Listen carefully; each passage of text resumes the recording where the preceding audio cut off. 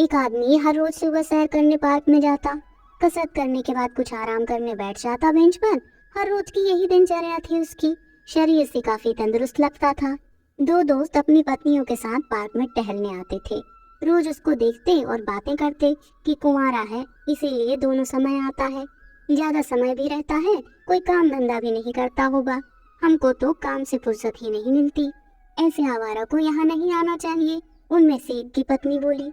फिर दूसरी बोली कि चलो बात करते हैं उससे। चारों उसके पास गए। दोनों औरतें बोली कि आप कुछ काम वाम भी कर लिया करो, जिससे आपकी शादी हो जाए। यहाँ आवारागर्दी करने चले आते हो। हम जैसी शरीफ औरतें इसी वजह से घर से नहीं निकल पाती, कहती रही और कुछ कुछ। दोनों साथी भी अब अपनी पत्नी के साथ बोलने लगे।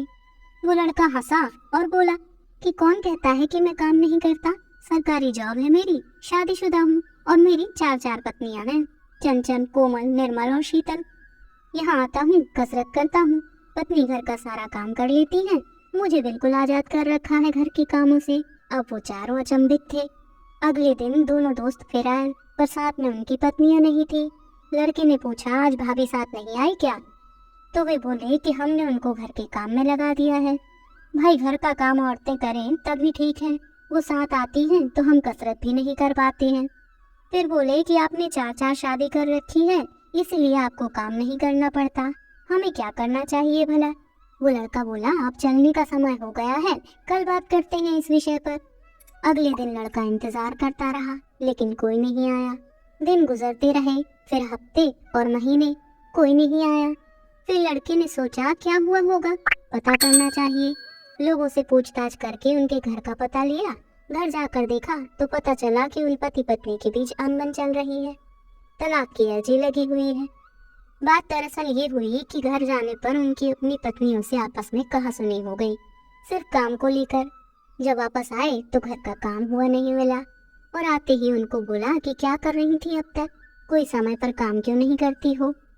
पत्नी बोली, काम ज्यादा होता है, कोई नौकरानी रख लो कुछ काम में हाथ बटाने के लिए।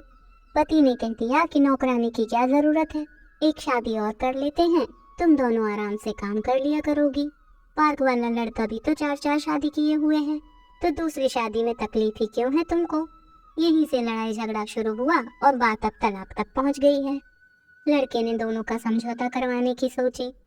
बहुत कोशिशों के बाद उनको और उनकी फैमिली को एक जगह बुलाया गया बात करने के लिए। लड़के ने बात करनी शुरू की, लेकिन उसने सिर्फ अपना पक्ष रखा। उसे लगा कि शायद कहीं ना कहीं वो भी जिम्मेदार है उनके इन हालातों का। लड़के ने कहा कि जब हम पहली बार पार्क में मिले तो उनके सवाल के जवाब में मैंने कहा था कि मेरी चार पत्नियां हैं, चंचल, कोमल, निर्मल और शीतल।